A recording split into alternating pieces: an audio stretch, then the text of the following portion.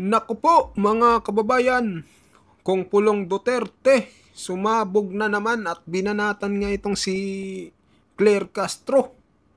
Naku, grabing tapang nito ni Kong Pulong Duterte, no?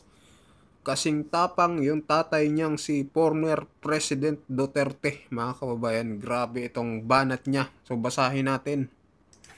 Sabi dito kasi ni Auntie Claire, Attorney Claire Castro, mga kababayan, na tinatawag ng karamihan na anti-Claire. Ayan, sabi niya dito, kailangan lang din lumakas ng ating puwersa at hindi tayo magaya sa nakaraang administrasyon na inutil na ituturing pagdating sa China aggression. Nako, kaya pala mga kababayan bumanat itong si Kong Pulong Duterte dito kay Auntie Claire eh. Tinawag ba namang inutil mga kababayan yung dating administrasyon daw? Wala namang ibang dating administrasyon na nakaraan, di ba? Itong administrasyon lamang ni former President Duterte. At ngayon naman mga kababayan, bumanat ng matindi itong si Kong Pulong Duterte. Grabe itong banat niya, sabi niya, kung hindi mo kayang ipagtanggol ang kabiguan ng iyong Pangulo, huwag mong baluktutin ang tagumpay ng nauna sa kanya. Sabi pa ni Kong Pulong Duterte, huwag mong bastusin ang leader na naghatid ng kaligtasan at katatagan habang abala kayo sa paghahanap ng solusyon para sa ekonomiya. Nako, grabe mga kababayan. Ito talaga ang napakatindi. Basahin pa natin dito yung buong ulat. Sabi dito, huwag mong bastusin ng isang leader na naghatid ng kaligtasan at katatagan. So, yung binabanggit dito ni Kong Pulong Duterte, si former President Duterte, na naghatid ng kaligtasan at katatagan. So, totoo naman mga kababayan, dahil yung war on drugs ni former President Duterte ay talagang maraming tumino ng panahon niya.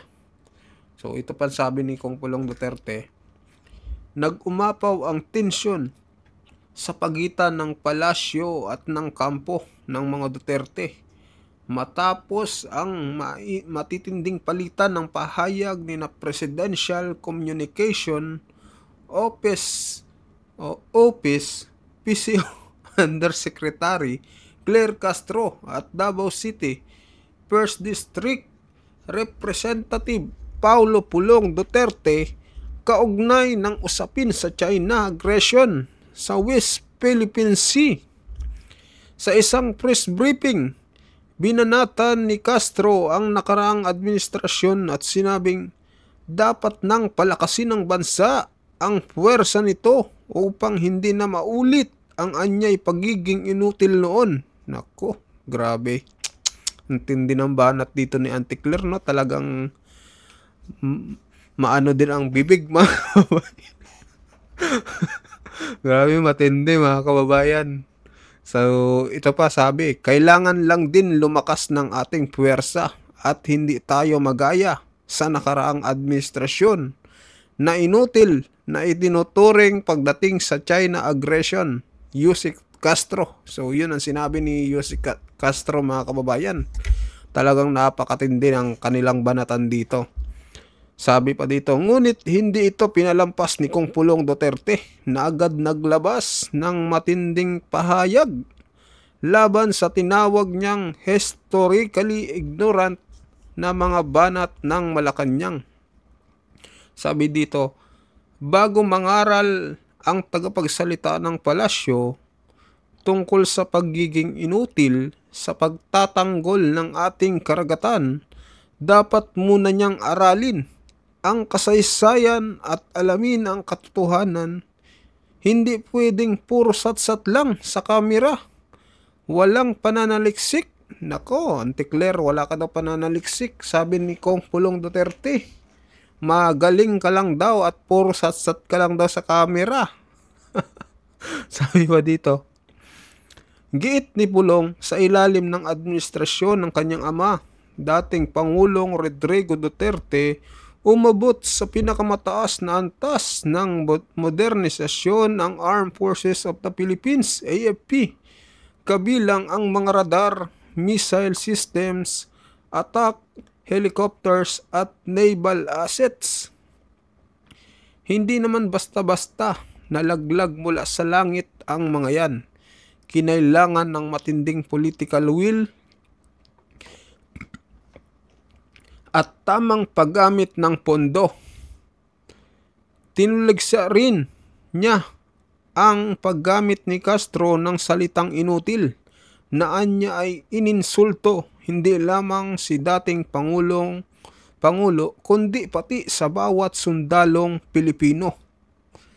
Kung inutil ang tawag niya rito, para na rin niyang tinawag na walang silbi ang ating modernisadong AFP at ang bawat sundalong nagbubuwis ng buhay para sa bayan.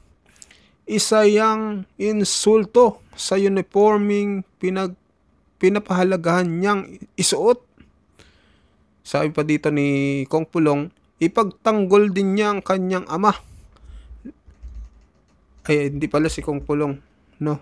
Ipinagtanggol din niya ang kanyang ama laban sa mga aligasyon ng pagiging pro-China. Sinabing mas pinili nitong protektahan ang mga Pilipino kaysa isugal ang buhay ng mamamayan para sa mga banyagang interes. Totoo nga naman mga kababayan. Kasi kung makikipaggera tayo sa China, wala. Lusaw tayo mga kababayan.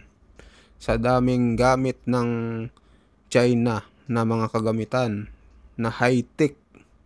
Ano ba yung atin? Mayroon tayo. Ilan pa lang mga kababayan, nag-uumpisa pa nga lang tayo. Kaso ang nangyari, halos hindi na nadagdagan ngayon mga kababayan sa administrasyon ni BBM. Diba? Tapos ganyan pa tayo katapang pagdating sa sa hidwaan dito sa West Philippine Sea. Sana nakikipag-usap tayo ng maayos mga kababayan. At talagang dapat hindi tayo nakikipag-away. Katulad ng ginawa ni former President Duterte. Diba? Tapos may mga kampo-kampo pa ngayon ng Amerika na talagang ikagalit din ng China. Siyempre, threat sa kanila yun eh. Diba? Kumbaga, yung presidente natin ngayon talagang nakikipag-alyado sa Amerika. Hindi katulad ni former President Duterte dati na talagang lang siya, neutral mga kababayan. Kaya walang nangyaring girian talaga nun. Ayan, sabi pa dito, ipinagtanggol ni Pangulong Rodrigo Roa Duterte ang buhay ng mga Pilipino, higit sa lahat, tumanggi siyang maging kasangkapan ng CIA.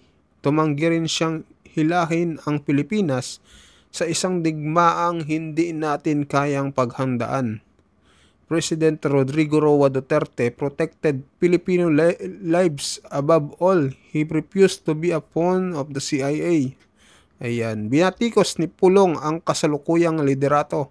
Samantala, sa ilalim ng bangag na administrasyon, ayan na, binabasa ko lang to mga kababayan, balita to ng ang balita ngayon.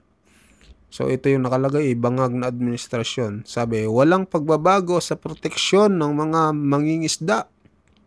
Walang linaw sa foreign policy, walang paninindigan sa gitna ng pagbagsak ng ekonomiya, pero todo effort sa pagpapakyut sa Amerika. Ayan. Meanwhile, under the Bangag administration, zero improvements, fishermen protection, zero clarify in foreign policy, zero backbone when facing economic collapse, but full effort in showing up to America. Ayan. Kung hindi mo kayang ipagtanggol ang kapalpakan ng iyong Pangulo, huwag mong baguhin ang mga tagumpay ng nauna. Huwag mong bastusin ang leader na naghatid ng kaligtasan at katatagan habang abala kayo sa paghahanap ng solusyon para sa ekonomiya. Iyon mga kababayan, yun yung banat ni Kong Pulong Duterte dito sa pahayag ni Auntie Claire Castro mga kababayan. So kayo, anong masasabi nyo dito? sa kanyang banat mga kababayan. Talagang antindi nito. Ano kaya ulit ang masasabi dito ni Auntie Claire mga kababayan? Dito sa pahayag ni Congressman Pulong Duterte ng 1st District Davao City mga kababayan. So, ayun, mag-comment kayo, mag-like at mag-subscribe sa ating channel. Sa mga bagong pasok dyan mga kababayan, huwag niyong kalimutan mag-subscribe para maabot natin po yung 400. Malapit na po tayo mag 400,000 subscriber. Sana this year maabot natin. So, yun po. Maraming salamat po sa inyong lahat mga kababayan.